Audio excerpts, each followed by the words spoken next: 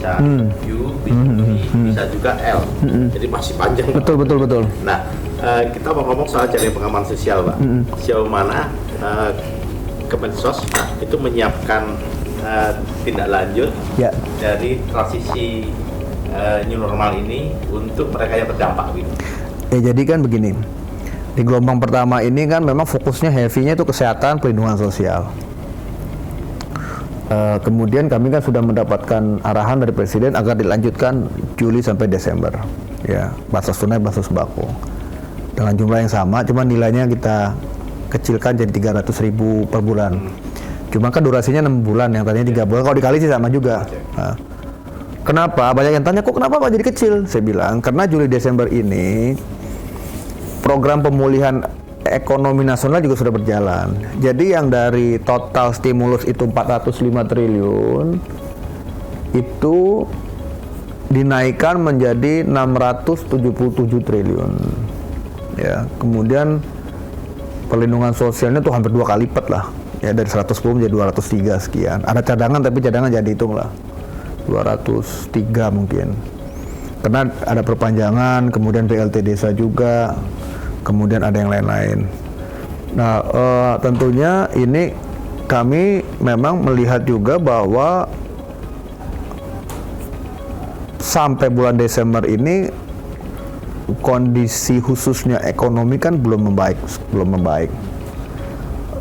Oleh karena itu program yang sampai Desember itu sekarang mungkin bisa dibilang lebih komprehensif, Mas.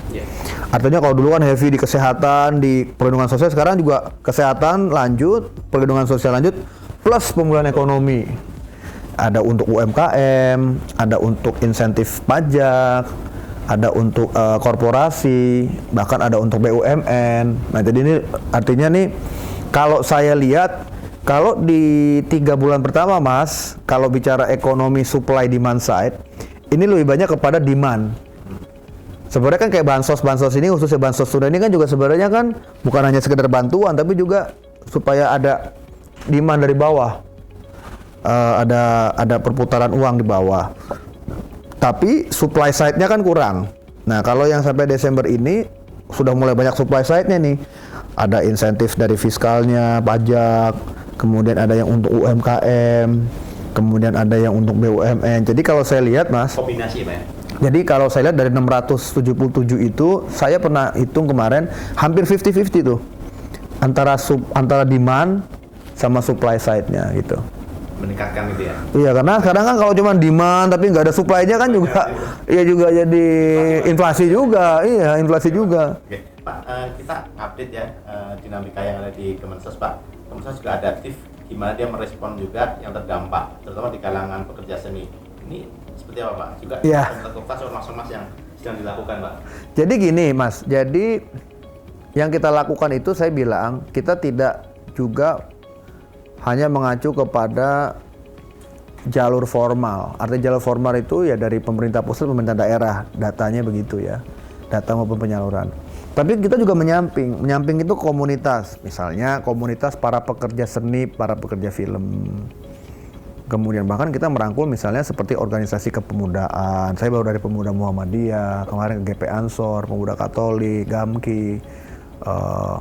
Bahkan saya dengar ada kayak seperti Pemuda Pancasila juga minta diatensi. Kemudian para pekerja seni. Tadi pagi kami rapat dengan Kementerian Agama, Menteri Agama juga untuk pondok pesantren. Kemudian juga Ibu Menaker Trans juga sudah mengirim data-data korban-korban PHK. Kemudian Pak Menparekraf juga mengirimkan data. Menkop juga mengirimkan data. Jadi memang ini yang istilahnya tidak jalur dari Pemda. Karena begini, Mas, contohnya misalnya untuk pekerja film, kru film, ini kan udah hampir 4 bulan ya, mereka nggak ada income sama sekali loh. Bayangkan, saya nggak bisa bayangin dia punya keluarga, tidak ada income sama sekali, bagaimana, ya kan, kasihan sekali gitu lah. Makanya begitu saya bicara dengan para artis senior, gitu, oke lah, pokoknya berapa aja deh, saya bilang, kasih ke saya, nanti kita tanggulangi, ya minimal dia ada ini. Bahkan ya, contoh kayak di Surabaya, Mas, ada teman saya, dulu sama-sama di anggota DPR RI dulu. penyanyi kayak kafe gitu loh. Ya kalau kondisi normal mereka bukan orang yang butuh bantuan sosial, karena kan lumayan ada pekerjaan tiap hari nyanyi apa. Ini kan otomatis begitu PSBB kan blak udah mati semua. Nah income dia kan nggak ada langsung ya kan, dia kan bukan kayak karyawan atau PNS yang rutin dapat gaji ya. Itu mereka saya lihat foto video-videonya tuh saya ikutkan juga, saya daftarkan juga lewat Pemda Surabaya. Saya bilang ikutkan aja, dapat bansos tunai itu senang sekali. Mungkin nilainya nggak seberapa tapi buat mereka mungkin lumayan ya kan. Sebulan dapat 600. Jadi memang ya dampaknya luar biasa sih ya. Terutama untuk iya. Soal basic income-nya Pak. Iya dulu dampaknya luar biasa memang. Jadi kita lihat memang ya di Amerika aja juga ada BLT juga ya kan. Pak, terkait dengan pelaksanaan Pak tadi sudah menyebutkan terkait salah sasaran yang terkait dengan data. Tapi salah sasaran itu juga mungkin terjadi juga karena penyelewengan Pak. Artinya ada deviasi yang itu dilakukan bukan kebijakan tapi oknum di lapangan gitu ya. Lapangan. Nah ini kan ada kerjasama lebih jauh juga misalnya ya Pak dengan KPK, BKP, kemudian juga dengan kepolisian, dengan kejaksaan. Selama ini sinergitas dengan lembaga-lembaga lain antara Kemensos juga, antar kementerian juga dengan lembaga terkait tadi dalam pengawasan seperti apa Pak? Kami bekerja erat sekali dengan KPK dan Bareskrim ya. Khususnya dengan KPK minggu lalu bahkan saya kan diundang mereka waktu launching jaga bansos itu ya, pengaduan. Bahkan tadi saya sudah instruksikan agar setiap minggu dari tim Irjen kami juga melakukan rapat dengan KPK. Untuk gini Mas, kita juga punya saluran pengaduan, KPK juga buka. Nah jadi biar kita nanti pilah-pilah. Modus-modusnya seperti apa gitu Pak? Kan walaupun bilang ada 1.000, 2.000 pengaduan, ya ini kan semua bisa aja namanya pengaduan, ya kan? Ada pengaduan yang nggak ada buktinya sama sekali, ya kan? Atau juga emang pengen bikin ngaco-ngaco aja kan ada juga, ya. Juga politisasi juga Pak. Ada, nah terus jadi saya nanti minta nanti di klaster nih pengaduannya, kan bisa pengaduan terkait mengenai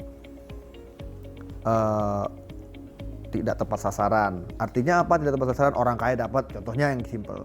Kemudian mungkin pengaduan mengenai kualitas paket sembako, ya. Pengaduan misalnya terkait misalnya adanya pungutan liar di lapangan. Pengaduan juga misalnya ada urusan gratifikasi di Kemensos misalnya, ya kan nggak tutup kemungkinan.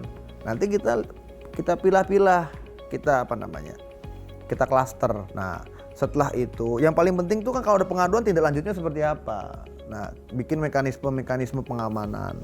Nah jadi kami sangat apresiasi kepada teman-teman KPK, mereka sangat intens.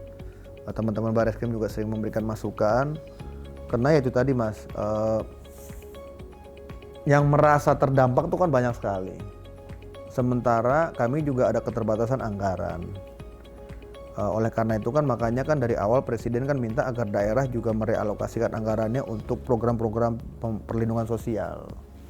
Sehingga bisa saling komplimen gitu antara program pusat dengan program daerah. Jadi ya terkait mengenai di lapangan ada pencatutan apa segala macam ya ada 1-2 tapi kecil Mas. Artinya itu tadi Mas.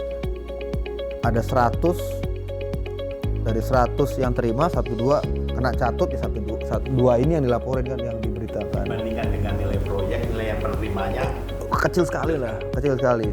Saya berani lah itu sih debat sampai gimana karena kalau 100% sempurna ya nggak mungkin. Ya, bahkan saya kemarin juga dengar ada yang di Kabupaten Dairi sampai ada orang dicatut 500.000 dari 600. Ada juga yang seakan-akan itu oleh oknum desanya tuh 100.000 itu untuk buat orang yang nggak dapat gitu kan ada juga tuh. Ya prinsipnya saya selalu sampaikan. Nah kalau di Kemensos, Mas, penyaluran bansos tunainya ini bisa saya jamin itu tertib. Artinya gini, karena kita menggunakan PT Pos. Ya kalau lihat di lapangan itu PT Pos tertib sekali. Datang bawa ID.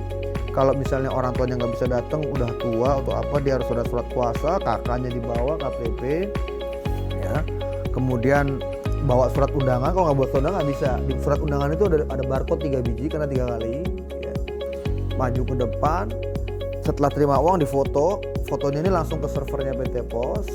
Jadi nggak mungkin Mas dicatut, karena ya nggak mungkin. Nah saya kadang-kadang juga suka nggak apa namanya bansos yang mana nih yang dicatut, karena kalau yang bansos tunai kita itu semuanya petugasnya dari PT Pos. Kayaknya nggak mungkin lah kalau PT Pos yang nyatut itu. Atau bisa misalnya begini Mas, pada saat pendataan mungkin bisa